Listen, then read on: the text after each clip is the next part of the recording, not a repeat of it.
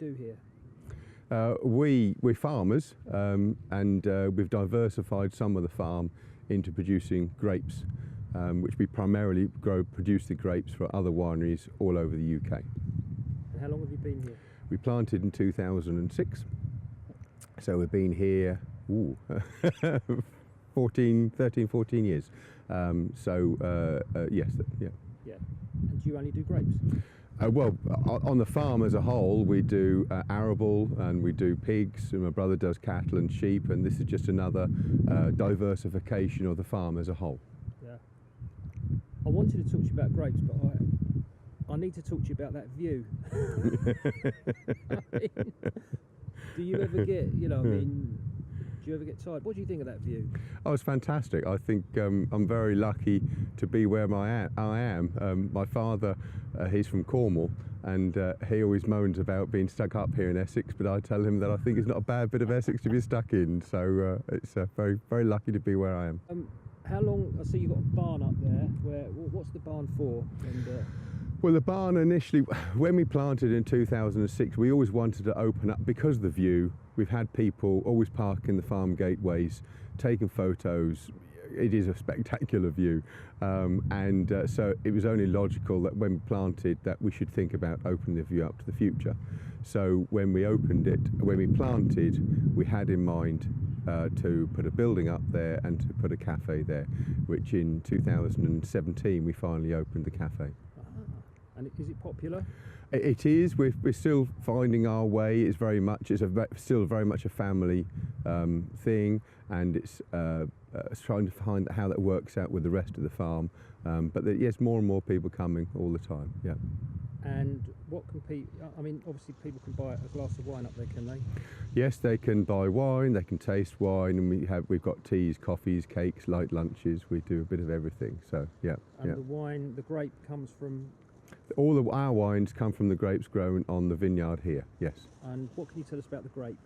Grapes? The grapes we grow Pinot Noir, Chardonnay, and we have some Auxerrois, which are the best grapes to start with, because from those three wines, you've got your stills, your sparklings, your reds, and your rosés.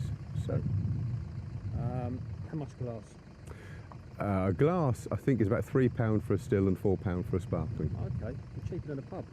Probably, yes. Well, where I come from, anyway, over the south end, about £6.5 a glass. What about bottles? How much are your bottles? Bottles £7.99 for a still, £8.99 for the red, and then £14.99 for the sparklings. So that's a lot cheaper. That's quite a lot cheaper than supermarkets. How are you managing to do that? Because it's me. It's me that's doing it. It's me that's making it. And on the farm, always busy, always working.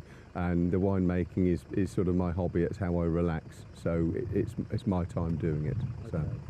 And you make. I mean, are you running that as a business, or you said it was a hobby? Is that more a hobby, and then you run the pigs and the other arable as your main business? Yeah, everything has to fit. Everything works on the farming is a core business, and we have to work from there.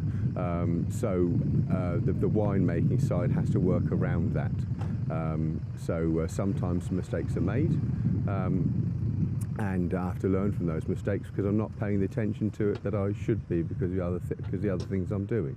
But the wines that we produce, that we sell, are very nice. People are liking them, and they like the styles. Yeah. So very good. Yeah. Are you all right to do another 30 seconds yep. or so? Yeah, it's fine. Okay. Yeah. Right. What can you tell us about English wine? I mean, is there anything special about English wine? It is. It's if you look at the best wines in the world are from cool climate viticulture, and that cool climate, and that is what we are in the UK. We are cool climate viticulture. It gives us challenges because of the rain. The UK is damp, and because there's more disease. Yeah. So it is a challenge. But the longer you ripen the grape, the better the flavours of the grape. So it is cool climate viticulture is some of the best in the world. Yes. Okay. Now, what about Essex? Is there anything unique or special about Essex? I spoke to some apple growers up around Colchester last year, and they farmed all around the country, and they said there's something in the air. They think it's the salt water, the salt. It's something to do with the frost. It protects the. We are well. It's I laugh. I like the guys down in Kent when they go all about Kent being the garden of England, but the people forget that Essex, the fruit that was grown in Essex 40, 50 years ago, there were orchards, cherries, apples, pears, cherries all over Essex, but they all got grubbed out years ago. And so it's not that Essex can't do these things; it can, but it's sort of the farming, it came out of fashion, or people couldn't make it up here. But here, where we are, we're in the Crouch Valley. I've joked to my father for years that we grow olives and oranges on the hills, and now we're growing grapes. So it does do it, and particularly here. And the Dengie 100 is well known for being one of the driest parts of the country. Tillingham is officially dry in the Sahara Desert,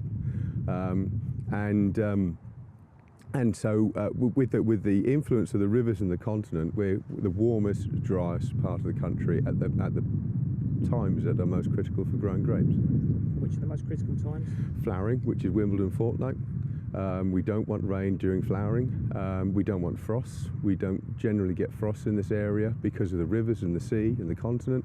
And then ripening, we want a nice sunshine. We don't want lots of rain. You know, Kent has twice the rainfall we have. Sussex has 3 times the rainfall we have at the times when you don't want the rain. Okay. So that's interesting. One last question.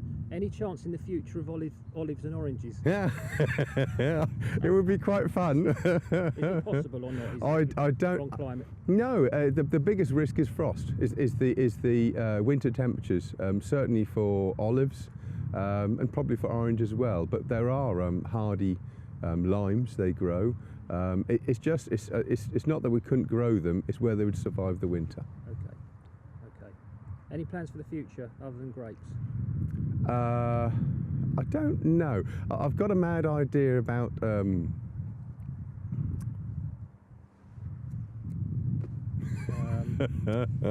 saffron.